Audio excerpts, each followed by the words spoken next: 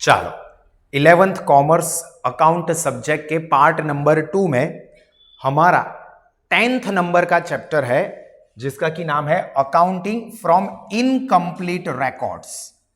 इसको single entry system के नाम से भी जाना जाता है, सिंगल एंट्री या फिर इनकम्प्लीट रिकॉर्ड्स। अभी ये जो चैप्टर है कुछ स्कूल्स वाले इसको टोटली ओमिट करवा देते हैं स्कूल के एग्जाम में से, कुछ स्कूल्स इसमें से सिर्फ एमसीक्यू वीएसक्यू के लिए कुछ थ्योरेटिकल पार्ट रखती है, एंड रेयर स्कूल ऐसी होती है जो सम्स तक भी पहुंचती है, मतलब सम्स भी करवाती है। ये चैप्टर प्रैक्टिकली इतना ज्यादा यूजफुल नहीं होता है। Most of the business enterprises इसको यूज नहीं करते हैं बिकॉज वी नो कि हम लोग डबल एंट्री सिस्टम यूज करते हैं विच इज मोर साइंटिफिक। सभी जगह पर डबल एंट्री सिस्टम से ही अकाउंटिंग किया जाता है, और जब लॉ मतलब लीगल प्रोविजंस को फॉलो करने की बात हो तो कंपलसरी डबल एंट्री सिस्टम ही होती है। ये जो सिंगल एंट्री सिस्टम या जिसको हम इनकम्प्लीट रिकॉर्ड्स कहते हैं वो छोटे मोटे बिजनेस मतलब स्टॉल वाले, गल्ले वाले, वेंडर्स, फेरियाओ जिन्हें આપણે કહીએ છીએ वो सारे यूज कर सकते हैं। तो ये चैप्टर प्रैक्टिकली इतना यूजफुल नहीं है, बट फिर भी हमारे सिलेबस का हिस्सा है तो हम लोग इसको डिस्कस करेंगे। बहुत ज्यादा डिटेल में नहीं जाएंगे बट इसकी इंपॉर्टेंट सारी चीजों को हम लोग समझ लेंगे। सबसे पहले सिंपल सी बेसिक सी चीज इंट्रोडक्शन, जैसा मैंने आपको स्टार्टिंग में ही बोला कि हम सब लोग नॉर्मली डबल एंट्री सिस्टम ही फॉलो करते हैं, बट छोटे छोटे बिजनेस जिनको लीगली ऐसी कोई रिक्वायरमेंट नहीं है कि अपना हिसाब किताब मेंटेन करें, बट फिर भी कुछ अकाउंटिंग रिकॉर्ड्स रखना है, कितना सेल्स हुआ, कितना पैसा आया, वो एक ही जगह पर एक एंट्री करते हैं। तो यहां पर देखो hawkers, sole traders, small shopkeepers, small retailers, ये सब लोग ये सिंगल एंट्री सिस्टम को फॉलो करते हैं। तो आप चाहो तो इसको टिक कर सकते हो, ये एमसीक्यू के लिए आपको काम लग सकता है क्योंकि उनको उतने सारे रिकॉर्ड्स रखने ही नहीं है, सिर्फ बेसिक चीज ही लिखनी है।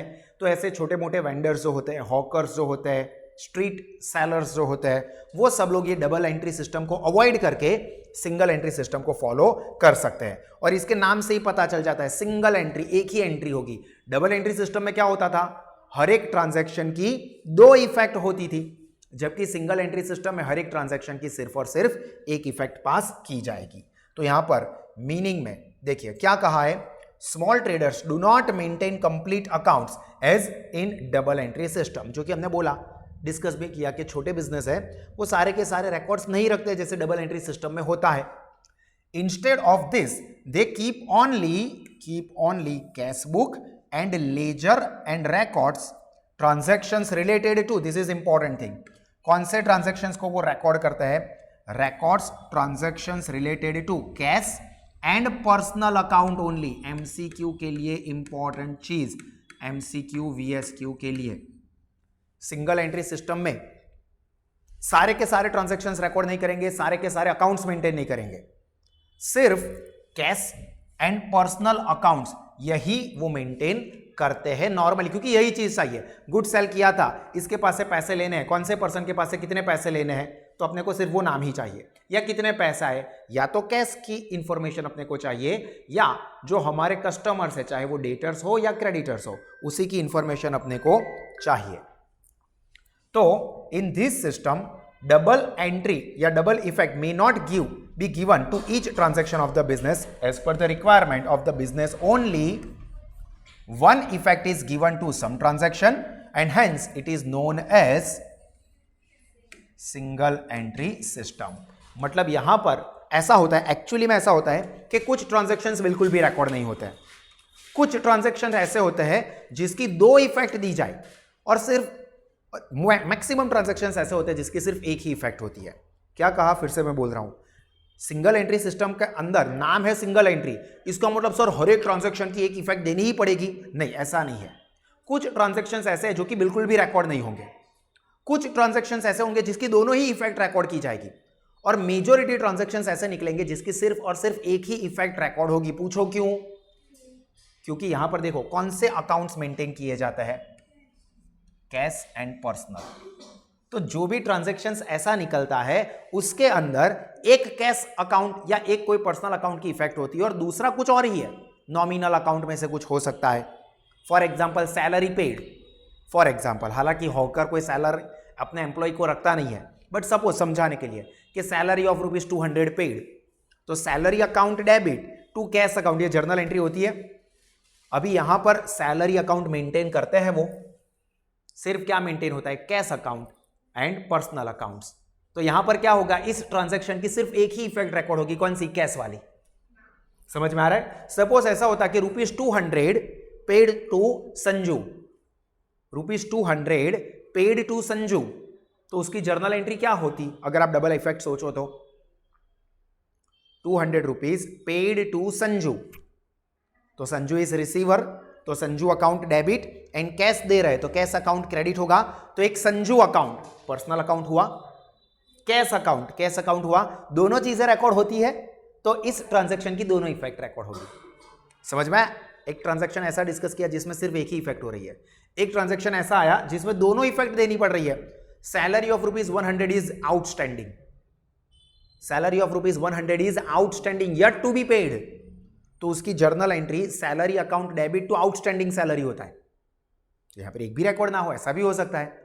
तो याद ये रखना है कि सिंगल एंट्री सिस्टम में कुछ ट्रांजैक्शन ऐसे होते हैं जिसकी कोई इफेक्ट नहीं दी जाती है, कुछ ट्रांजैक्शन ऐसे होते हैं जिसकी दोनों ही इफेक्ट दी जाती है, एंड मेजॉरिटी ट्रांजैक्शंस ऐसे होते हैं जिसकी सिर्फ और सिर्फ एक ही इफेक्ट दी जाती है, and that is why it is called single entry system. Single entry system is not an independent method of keeping book of account, independent method नहीं है, मतलब इतनी खास काम की भी नहीं है। इसके कैरेक्टरिस्टिक्स क्विकली हम लोग डिस्कस करते हैं, व्हाट आर द कैरेक्टरिस्टिक्स या features of single entry system. तो principle of double entry system, देखो यहां पर भले सिंगल एंट्री सिस्टम है बट वो इंडिपेंडेंट नहीं है, वो डिपेंडेंट है। यहां पर देखा ना, नॉट इंडिपेंडेंट, देखो single entry system is not an independent, मतलब अपने पैरों पर खड़ी है, अपने खुद के रूल्स रेगुलेशन से, प्रिंसिपल से, ऐसा नहीं है। वो बैसाखी लेके ही चल रही है, किसकी बैसाखी, डबल एंट्री सिस्टम की। डबल एंट्री सिस्टम के ही प्रिंसिपल्स को वो यूज करेंगे। हमने अभी बोला कि सैलरी पेड तो कैश अकाउंट, हमने क्या कहा, salary account debit to cash account. अभी ये रूल मैंने आपको किसमें सिखाया था, डबल एंट्री सिस्टम में, कि हर एक ट्रांजैक्शन की दो इफेक्ट होती है। 200 रुपए की सैलरी पे की तो सैलरी अकाउंट डेबिट करो, कैश अकाउंट क्रेडिट करो। ये डबल एंट्री सिस्टम के ही तो प्रिंसिपल हमने फॉलो किए। फिर उसमें से देखा कि भाई सैलरी ये तो नॉमिनल है और single entry system nominal account को रिकॉर्ड नहीं करता है, तो उसको छोड़ दो। कैश अकाउंट को रिकॉर्ड करता है तो रिकॉर्ड कर दो सिंगल एंट्री सिस्टम में। तो सिंगल एंट्री सिस्टम ने भी प्रिंसिपल्स कौन से यूज किए अपनी एंट्री के लिए, डबल एंट्री के ही। मतलब single entry system use the principles of double entry system. Detail में जाने की जरूरत नहीं है, आपको कोई इलेबोरेट करना नहीं आएगा ये क्वेश्चन आंसर, ठीक है, सिर्फ समझना है। स्मॉल रिटेलर, ये तो हमने आगे भी देखा कि सोल ट्रेडर होंगे, स्मॉल शॉपकीपर होंगे, रिटेलर्स होंगे, हॉकर्स होंगे, गल्ले वाले होते हैं, चाय की टपरी वाले होते हैं, वो सब लोग चाहे तो ये सिंगल एंट्री सिस्टम को फॉलो करते हैं। Mixture of single entry system and double entry system, मैंने कहा ना कि वैसे इसको बोला जाता है इनकम्प्लीट सिंगल एंट्री, बट इसका मतलब ये बिल्कुल भी नहीं है कि हर एक ट्रांजैक्शन की एक एक एंट्री ही आएगी। कुछ ट्रांजैक्शंस ऐसे भी आ जाते हैं जिसकी दोनों एंट्री हो जाए। 200 रुपीज पेड टू संजू, अभी एग्जांपल दिया, Sanju account debit to cash account, तो संजू पर्सनल अकाउंट है तो वो भी रिकॉर्ड करना पड़ेगा, कैश अकाउंट है तो वो भी रिकॉर्ड करना पड़ेगा। तो ये एक्चुअली में मिक्सर है, इसमें कुछ ट्रांजैक्शन सिंगल एंट्री वाले दिखेंगे, कुछ ट्रांजैक्शंस डबल एंट्री वाले भी दिखेंगे। Then books as per requirement, मतलब इसके अंदर ऐसा नहीं है कि फिक्स बुक्स अपने को बनानी ही होगी। जो ट्रेडर जो अकाउंट लिख रहा है, चाहे वो सोल ट्रेडर हो या स्मॉल शॉपकीपर हो या वेंडर हो या हॉकर हो, trader keeps few books of account like cash book and ledger मतलब यहां पर personal, as per his requirement. उसको जिसकी जरूरत होगी वही वो लिखेगा। ऐसा नहीं है रूल्स रेगुलेशन के फिक्स आपको ये सारे के सारे अकाउंट मेंटेन करने ही पड़ेंगे, ये बुक्स बनानी ही पड़ेगी, नहीं, अपनी मर्जी, माई लाइफ माई रूल्स। अपने को जिसकी जरूरत है उसने अकाउंट बनाओ।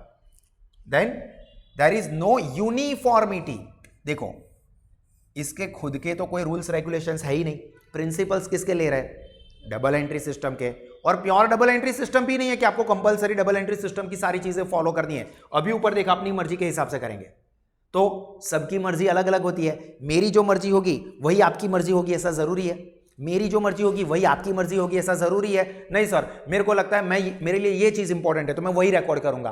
अभी हो सकता है कि वो चीज आपके लिए इंपॉर्टेंट ना हो तो आप रिकॉर्ड ना भी करो, किसी के लिए कुछ और इंपॉर्टेंट हो, किसी के लिए कुछ और इंपॉर्टेंट हो। तो सब लोग अपने हिसाब से सिंगल एंट्री सिस्टम में ट्रांजैक्शन को रिकॉर्ड करेंगे, क्योंकि रूल्स रेगुलेशन प्रिंसिपल्स तो वैसे भी नहीं है। तो होगा क्या सिमिलैरिटी नहीं देखने को मिलेगी, यूनिफॉर्मिटी नहीं मिलेगी। क्यों? क्योंकि मैं अपने हिसाब से कर रहा हूं, आप लोग अपने हिसाब से कर रहे हो। समझ में आ रहा है? तो there is no uniformity, similarity आपको नहीं देखने को मिलेगी। हाँ, डबल एंट्री सिस्टम में आपको मिलेगी, क्योंकि उसमें सबको सेम ही रूल्स रेगुलेशंस फॉलो करने हैं। Accounting concept, conventions, principles, accounting policies, ये सारी चीजें हम लोग डिस्कस कर चुके हैं, वो सबको फॉलो करनी होती है। हमने देखा था ना GAAP, generally accepted accounting principles, जो कि दुनिया भर के अकाउंटेंट्स फॉलो करते हैं while recording the accounting transactions. जबकि सिंगल एंट्री सिस्टम में तो ऐसे कोई रूल्स रेगुलेशंस प्रिंसिपल्स है ही नहीं, तो सिमिलैरिटी नहीं मिलेगी, सब लोग अपनी मर्जी से रिकॉर्ड करेंगे। इनकम्प्लीट रिकॉर्ड, अभी देखो यहां पर पूरा रिकॉर्ड भी नहीं किया जाता है, अपनी मर्जी के हिसाब से आधा अधूरा लिखते हैं, तो ऑब्वियसली वो कैसा होगा? इनकम्प्लीट रिकॉर्ड होगा। There is no complete record of every transaction. जैसा हमने देखा कि कुछ ट्रांजैक्शन की डबल इफेक्ट भी देखने को मिले, कुछ ट्रांजैक्शन की सिंगल भी, और कुछ ट्रांजैक्शन की बिल्कुल भी इफेक्ट ना देखने को मिले। Then entry for internal transactions, in this method there is no effect, no entry for internal transactions। जो इंटरनल ट्रांजैक्शंस होते हैं ना, मतलब स्पेशल टाइप के ट्रांजैक्शन। इंटरनल ट्रांजैक्शन का मतलब यहां पर क्या है? Special transaction. हमने जब अकाउंट स्टार्ट किया था तब सेकंड वाले चैप्टर में ही मैंने आपको सिखाया था ट्रांजैक्शंस। कैश ट्रांजैक्शंस होते हैं, क्रेडिट ट्रांजैक्शंस होते हैं, स्पेशल ट्रांजैक्शंस होते हैं। कैश ट्रांजैक्शन जिसके अंदर इमीडिएटली कैश रिसीव्ड या पेड हो जाती है। क्रेडिट ट्रांजैक्शन मतलब अभी कैश रिसीव्ड या पेड नहीं हुआ, बट फ्यूचर में कैश रिसीव्ड या पे होगा। जबकि स्पेशल ट्रांजैक्शंस मतलब ऐसे ट्रांजैक्शन जिसमें कैश अभी भी रिसीव या पे नहीं हुआ है, फ्यूचर में भी नहीं होने वाला है। सर ऐसा कैसा? Like depreciation. मेरी असेट है 1 लाख रुपए की है, 1 साल के बाद उसकी वैल्यू 80,000 रुपीज हो गई, तो 20,000 जो वैल्यू कम हुई असेट की, उसको हम लोग क्या बोलते हैं? डेप्रीसिएशन। पूरा चैप्टर पढ़ चुके हैं इसके ऊपर का, डेप्रीसिएशन। तो ये 20,000 रुपए आपने किसी को दिए नहीं, फ्यूचर में देने जाने वाले हो नहीं, मतलब कैश ट्रांजैक्शन भी नहीं है, क्रेडिट ट्रांजैक्शन भी नहीं है, स्पेशल ट्रांजैक्शन है, पर उसको हम डबल एंट्री सिस्टम में रिकॉर्ड करते थे। Depreciation account debit to asset account, asset में से माइनस करते थे। बट सिंगल एंट्री सिस्टम में ये रिकॉर्ड नहीं होते। देखो ऐसे स्पेशल टाइप के ट्रांजैक्शंस होते हैं जिसको हम लोग इंटरनल ट्रांजैक्शंस कहते हैं। बिजनेस के अंदर अंदर की बात है, मैंने डेप्रीसिएशन चार्ज किया है, बेड डेट चार्ज किया है, तो वो सब रिकॉर्ड नहीं होता है, like depreciation, interest on capital, bed date वगैरह वगैरह। चलो यहां तक की चीजें क्लियर हुई। यहां तक हमने characteristics of single entry system या accounting from incomplete record complete किया। सारे थियोरेटिकल कॉन्सेप्ट में करवा रहा हूं, सारी चीजें हम लोग क्रिस्टल क्लियर कर देंगे। हालांकि आपकी स्कूल में इसका इंपॉर्टेंस कितना है उसके हिसाब से फिर आप इसको और प्रैक्टिस के लिए लोगे। नेक्स्ट टॉपिक इसके अंदर है अपना uses of single entry system. तो ये बहुत ही लिस्ट इंपॉर्टेंट, करना है तो करो, नहीं करना है तो जाने दो। ऐसा कैरेक्टरिस्टिक्स पता होने चाहिए, ये इतना कुछ खास काम का नहीं है। पहला तो लिमिटेड ऑब्जेक्ट, मतलब इसका पर्पस जो होता है वो बहुत लिमिटेड होता है, अपने कन्वीनियंसी के हिसाब से रखते हैं। ऑब्जेक्ट मतलब पर्पस, तो इसके कुछ खास पर्पस है ही नहीं। तो this method is very useful for small traders like hawkers, retailers, shopkeepers, because the utility to prepare this account is very limited. Utility मतलब यूजफुलनेस, मतलब कोई ऑर्गेनाइज्ड बिजनेस है, भले छोटा हो बट ऑर्गेनाइज्ड फॉर्म का हो, या बड़े बिजनेस है, पार्टनरशिप है, कंपनी है, तो वो सब लोग तो ये सिंगल एंट्री सिस्टम या अकाउंटिंग फ्रॉम इनकम्प्लीट रिकॉर्ड्स बिल्कुल भी यूज ही नहीं करते। Than less expensive and less time. देखो इसके अंदर आपको आपकी कन्वीनियंसी के हिसाब से अकाउंट लिखना है, तो ऐसा तो है ही नहीं पहले कि आपके पास स्पेशल अकाउंट का नॉलेज होना चाहिए, जरूरत नहीं है। सारी चीजें रिकॉर्ड नहीं करनी है तो टाइम भी ज्यादा नहीं जाएगा, एक्सपेंस भी, खर्चा भी ज्यादा नहीं होगा, सारे रिकॉर्ड्स रखने ही नहीं है, सारे बुक्स मेंटेन नहीं करते हैं, कोई एक्सपर्ट स्टाफ को रखना नहीं पड़ेगा। तो देखो in this method all accounts are not prepared as per double entry accounting system, so accounts are prepared with less expense and less time. Limited books, अभी बोला तो से एक ही एक बात घुमा घुमा के बोल रहे हैं कि सारे बुक्स मेंटेन ही नहीं करना है, कुछ ही बुक्स, कौन से book? Cash book and personal book, वही मेंटेन करने हैं। तो यहां पर देखो ओनली पर्सनल अकाउंट्स वही मेंटेन करेंगे और साथ में कैश अकाउंट तो मेंटेन करते ही है। इसके कुछ लिमिटेशंस भी है। देखो जैसे ऑब्जेक्ट्स देखे वैसे इसके ड्रॉबैक क्या है। देखो दुनिया में कोई भी चीज परफेक्ट नहीं होती है, इक्का दुक्का को छोड़ के। तो इसके क्या लिमिटेशंस है, इसके ड्रॉबैक्स क्या है जिसके लिए ये यूज नहीं होती? तो इसमें तो बहुत लंबा लिस्ट है, बहुत सारे प्रॉब्लम्स है, हालांकि हमको बहुत सारे नहीं पढ़ते हैं, समझना है। Trial balance can not be prepared. बताओ क्यों नहीं बना सकते trial balance? Single entry system में आप ट्रायल बैलेंस नहीं बना पाओगे। Single entry system and trial balance की खासियत क्या होती है? ट्रायल बैलेंस का एग्जांपल आपका सक्सेसफुल हो गया, ऐसा आप कब मानोगे? दोनों डेबिट और क्रेडिट का टोटल सेम होगा, तब आप मानोगे कि आपका ट्रायल बैलेंस कंप्लीट। इसके लिए उसके पहले जितने भी ट्रांजैक्शंस रिकॉर्ड हुए हैं, जर्नल एंट्री की हो, लेजर पोस्टिंग किया हो, जो भी पूरा प्रोसेस किया हो, डबल इफेक्ट देके ही आए होंगे। अभी सिंगल एंट्री सिस्टम में तो हर एक ट्रांजैक्शन की डबल इफेक्ट होती ही नहीं है, तो डेबिट और क्रेडिट मैच कैसे होगा? कुछ चीजों का आप सिर्फ डेबिट इफेक्ट डाल रहे हो अपनी मर्जी के हिसाब से, अपनी कन्वीनियंसी के हिसाब से, कुछ ट्रांजैक्शन के सिर्फ क्रेडिट इफेक्ट डाल रहे हो, कुछ के दोनों डाल रहे हो, कुछ के एक भी नहीं डाल रहे हो, तो यहां पर ट्रायल बैलेंस टैली होगा ही नहीं। सर कोई बार हो भी सकता है, वो कोई बार बाई चांस हो सकता है, रैंडमली हो सकता है, बाकी नहीं होगा, तो फिर ट्रायल बैलेंस बनाने का कोई सेंस ही नहीं बनता है। और वैसे भी है, आपको क्या लगता है जो हॉकर होते हैं, टी स्टॉल वाले होते हैं, वो क्या अपनी बैलेंस शीट बनाते होंगे? कोई फर्क नहीं पड़ता उनको, तो सिर्फ अपना हिसाब रखना है, कितने पैसे आए, कितने पैसे गए, किसके पास से कितने पैसे लेने हैं, किसको कितने रुपए देने हैं। हम इसमें भी आगे बड़े बड़े एग्जाम्पल आएंगे, बट रियलिटी में कोई इतना नहीं करता है। पहले तो ये सिंगल एंट्री सिस्टम यूज करने वाले छोटे गल्ले हैं या यही सब लोग हैं, अभी आपको उनको देख के बोलना कि बैलेंस शीट बनाने वाले हो, मतलब क्या है, उनको पता भी नहीं होगा, प्रोवाइडेड कि वो अगर पढ़े हैं या उनके बच्चे पढ़ रहे हैं तो पता हो सकता है, बाकी ट्रायल बैलेंस होगा नहीं। अभी देखो ट्रायल बैलेंस नहीं है तो प्रॉफिट और loss can not B ascertain. पूछो क्यों नहीं एसर्टेन कर पाएंगे? सारे ट्रांजैक्शंस रिकॉर्ड ही कहां करते हैं? सारी चीजें तो लिखते ही नहीं है, तो हमको पता कैसे चलेगा? सारी चीजें लिखेंगे तभी तो हमें एक्चुअल प्रॉफिट या लॉस पता चलेगा। हम तो यहां पर सारी चीजें रिकॉर्ड ही नहीं करते हैं, तो फिर प्रॉफिट या लॉस मिल ही नहीं सकता, तो प्रॉफिट एंड लॉस अकाउंट भी बनाने का कोई सेंस नहीं है। सर बहुत अच्छा है, ना ट्रायल बैलेंस का चैप्टर पढ़ो, ना प्रॉफिट एंड लॉस अकाउंट, ना बैलेंस शीट। सर इसी को 11 मार्क में कर दो ना, लिख देंगे, कुछ भी बनाने की जरूरत नहीं है, हम लोग फॉलो नहीं करते हैं। सेम चीज final accounts can not be prepared, balance sheet भी छोड़ दो, बनानी ही नहीं है, क्योंकि सिंगल एंट्री सिस्टम है। जब तक ट्रायल बैलेंस टैली ही नहीं होता, ट्रायल बैलेंस बनेगा ही नहीं, तो trading account, P&L account, balance sheet, ये सब बनाने का तो कोई क्वेश्चन ही राइज नहीं होता है, तो यहां पर ये भी नहीं बनता है। तो इसी के ऊपर से अभी इंफॉर्मेशन पूरी नहीं है, तो डिफिकल्टी इन मेकिंग डिसीजन, मेरे को इंपॉर्टेंट बिजनेस डिसीजन लेना है कि क्या मेरी पानी पूरी की लारी को एक ही जगह पे मैं 4 ब्रांच खोलूं क्या? अभी कहाँ से इंफॉर्मेशन? वो तो क्या देखेगा, बहुत गिरती होती है, लाइन बहुत सारी होती है, बड़े बड़े लोगों के हाथ में मैंने कटोरा पकड़ा दिया है, तो मैं तो बहुत बड़ा बिजनेसमैन हूँ, खोल दो 4 लारियाँ और। वो ऐसा नहीं देखेगा अकाउंटिंग रिकॉर्ड्स। तो अगर अकाउंटिंग रिकॉर्ड्स को देख के जो बिजनेस डिसीजंस लेते हैं, वो यहाँ पर अकाउंटिंग रिकॉर्ड्स ही कंप्लीट नहीं है, तो फिर उसके ऊपर से हम डिसीजन भी नहीं ले सकते। Clear?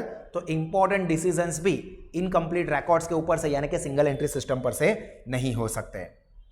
Possibilities of errors, fraud, manipulation in the account, अभी कुछ कुछ ही लिखते हैं, तो उसके अंदर फ्रॉड होने के चांसेस हो सकते हैं। मैन्युपुलेशन, डेटा को मैन्युपुलेट करे, मतलब गलत तरह से प्रेजेंट करे, क्योंकि डबल तो है ही नहीं कि चेक कर सके। एक ही जगह पर, यहां पर 50 लिखा था, उसके पीछे एक और 0 लगा दिया एक ही जगह पर, तो दूसरी तो इफेक्ट है ही नहीं जहां पर हम लोग वेरीफाई कर पाएंगे, तो जो लिखा है वही सही मानना पड़ेगा। तो इसमें मैन्युपुलेशन होने के चांसेस है, फ्रॉड होने के चांसेस है। हालांकि ये प्रैक्टिकली क्यों पॉसिबल नहीं है? भाई मैं अकेला ही मेरी लारी निकल के मीन्स निकालता हूं, वो उदय सेट्टी की तरह, आलू ले लो, कांदा ले लो, अभी मैं वही आलू कांदा मैं ही बेच रहा हूं, तो मैं खुद अपने आप को थोड़ा मैन्युपुलेट करूंगा, मैं खुद के साथ थोड़ा फ्रॉड करूंगा। मेरी ही लारी है, मेरा ही स्टोर है, तो मैं खुद को कहां मैन्युपुलेट करने वाला हूं? 50 लिखो या 500 लिखो, जो है वो मेरा ही है। पर अगर मैंने किसी पर्सन को रखा हुआ है तो वहां पर फ्रॉड होने के चांसेस है। अगर वो पर्सन ईमानदार नहीं है तो मैं वेरीफाई तो कर नहीं सकता। सीसीटीवी कैमरा वगैरह लगाया हो तो अलग बात है, मतलब चाय की लारी, पानी पूरी की लारी के ऊपर भी मैंने सीसीटीवी कैमरा लगा दिया है, तो ये बात अलग है। बट इसके अंदर नॉर्मल, अगर हम देखें, नॉर्मल बिजनेस को कंसीडर करें, तो फ्रॉड, मैनिपुलेशन, मिस रिप्रेजेंटेशन के चांसेस ज्यादा होते हैं। Then lack of acquisition of accurate information, सही इंफॉर्मेशन आपको नहीं मिलेगी ऑफ द ट्रेडिंग ऑपरेशन, मतलब आप बिजनेस जो ऑपरेट कर रहे हो उसकी आपको करेक्ट इंफॉर्मेशन नहीं मिलेगी। कैसे मिलेगी यार, गोल घूम के बात एक ही है, आप पूरी इंफॉर्मेशन लिख ही नहीं रहे हो और बोल रहे हो मुझे पूरी इंफॉर्मेशन नहीं मिली, तो फिर लिखो, पूरा लिखना भी नहीं है और बोलना है कि पूरी इंफॉर्मेशन नहीं है, तो कैसे मिलेगी। तो यहां पर ऑब्वियस सी बात है कि सारी इंफॉर्मेशन हम लोग रिकॉर्ड ही नहीं करते हैं, तो हमको हमारे बिजनेस ऑपरेशन की, ट्रेडिंग ऑपरेशन की कंप्लीट इंफॉर्मेशन नहीं मिलेगी। देन रिलायबिलिटी, कैसी रहेगी रिलायबिलिटी, भरोसा करेगा कोई इसके ऊपर?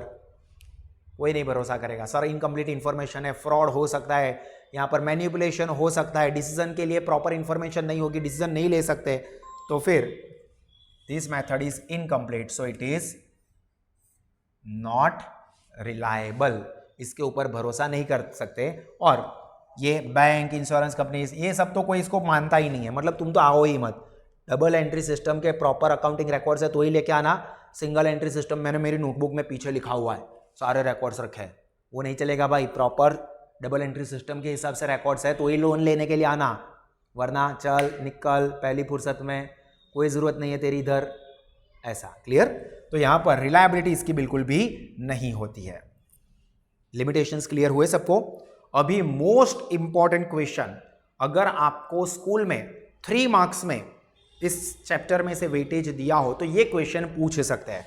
फर्दर स्टडी में कॉलेज में भी ये चैप्टर आता है कुछ कॉलेजेस के अंदर, तो वहां पर भी ये वाला क्वेश्चन इंपॉर्टेंट है। हालांकि अभी तक जो डिस्कस किया इसी के ऊपर है, बहुत सिंपल है, तो हम लोग इसको एक बार क्विकली रिफर कर लेते हैं। Question is difference between single entry system and double entry system. नाम के ऊपर से ही पहला तो डिफरेंस मिल गया। सिंगल एंट्री सिस्टम में हर एक ट्रांजैक्शन की कितनी इफेक्ट? सिंगल, एक। डबल एंट्री सिस्टम में हर एक ट्रांजैक्शन की 2 इफेक्ट। तो देखो इफेक्ट कितनी, यहां पर डज नॉट हैव 2 इफेक्ट, आप ऐसा लिख देते हो कि है ओनली 1 इफेक्ट तो भी चलेगा, but practically does not have 2 effect, मतलब कुछ के 2 इफेक्ट होते हैं, कुछ के एक ही इफेक्ट होते हैं, कुछ के एक भी नहीं होते हैं। तो यू कैन राइट कि in this method transaction has only 1 effect, चलेगा। In this transaction every transaction has TOO नहीं TWO, ये गलत छाप रहे बुक वाले भी, TOO की जगह पे TWO T2 कर देना। लेजर अकाउंट्स कौन कौन से बनाते हैं? तो सिंगल एंट्री सिस्टम में अभी हमने डिस्कस किया था स्टार्टिंग में ही, कैश, पर्सनल। तो देखो normally personal accounts are prepared and cash also, cash तो वैसे भी होता है, जबकि इसके अंदर सारे अकाउंट्स बनाए जाते हैं, चाहे वो पर्सनल हो, चाहे वो रियल अकाउंट हो, चाहे वो नॉमिनल अकाउंट हो, सारे के सारे डबल एंट्री सिस्टम में बनाए जाते हैं। क्लियर? जबकि सिंगल एंट्री सिस्टम में सिर्फ पर्सनल और कैश अकाउंट। परफेक्ट। फिर अभी तो ये continuous trial balance, profit and loss account, balance sheet, सब कुछ एक साथ ले लेने का। ट्रायल बैलेंस बनाया जाता है सिंगल एंट्री सिस्टम में? नहीं। डबल एंट्री सिस्टम में यस, सेम चीज। 3 पॉइंट तो यहीं पे मिल गए भाई।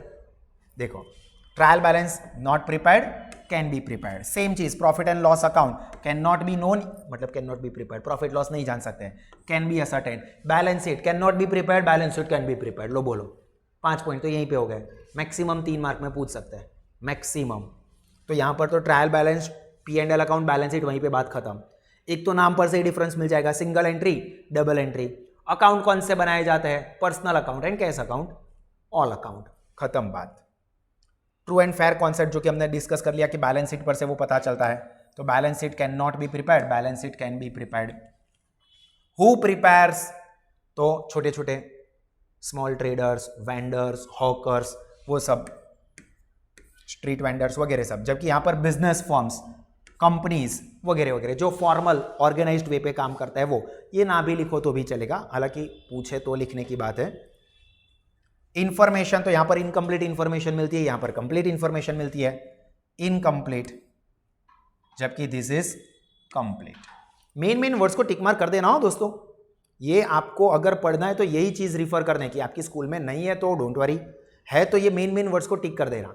एग्जाम के अगले दिन में आपको सिर्फ उतना ही रिफर करने की जरूरत होती है।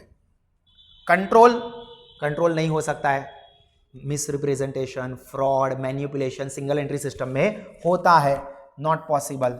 जबकि इसके अंदर तो रूल्स रेगुलेशन है डबल एंट्री सिस्टम में, तो पॉसिबल टू कीप कंट्रोल। देखो कितने सारे, मतलब 10 मार्क में पूछना हो क्वेश्चन ऐसा दे दिया है। Decision making, single entry system से कंप्लीट इंफॉर्मेशन ही नहीं मिलती है तो क्या डिसीजन ले, तो डिसीजन लेना पॉसिबल नहीं है, जबकि यहां पर decision can be made. Clear? And the last reliability, चल निकल, इसके ऊपर तो भरोसा ही नहीं है, means not reliable is reliable. Clear? तो यहां पर हमारे सारे जो बेसिक फंडामेंटल थियोरेटिकल कॉन्सेप्ट है अकाउंटिंग फ्रॉम इनकम्प्लीट रिकॉर्ड्स के, ये कंप्लीट हुए। अभी आज के सेशन में हम लोग यहां तक रख रहे हैं। इसके बाद वाले सेशन में हम सिंगल एंट्री सिस्टम में प्रॉफिट या लॉस जानना है तो कैसे कर सकते हैं, उसकी एंट्रीज किस तरह से होती है, प्रॉपर नहीं है, परफेक्ट नहीं है, बट क्या चीजें बनाई जाती है, मेन तो ये चीज है स्टेटमेंट ऑफ अफेयर्स, ये मेन चीज है। ये किस तरह से वर्क करती है ये नेक्स्ट वाले सेशन के अंदर हम लोग डिस्कस करेंगे। ठीक है, यहां तक की चीजों को आप सभी स्टूडेंट्स प्रॉपरली अच्छे से रिफर कर दें। ठीक है, और ध्यान से अगर आपकी स्कूल में है सिलेबस में तो नोटबुक में भी लिखे, अगर ये चैप्टर आपके सिलेबस में नहीं है या कुछ ही पार्ट के लिए सिलेबस में है तो ठीक है, एक बार रिफर कर लिया, बट इसके अलावा बाकी के जो चैप्टर्स इंपॉर्टेंट है, जिसके सारे के सारे सेशंस हमारी साहस स्मार्ट स्टडीज एप्लीकेशन के ऊपर रखे हुए हैं, तो उसमें से सारे सेशंस को अच्छे से देखो एप्लीकेशन से और प्रैक्टिस करो कि आपका एग्जाम के अंदर बेहतरीन परफॉर्मेंस सभी के सभी चैप्टर्स में हो सके। क्लियर? सो यहां पर मैं सेशन एंड करता हूं। God bless you all. जय हिंद।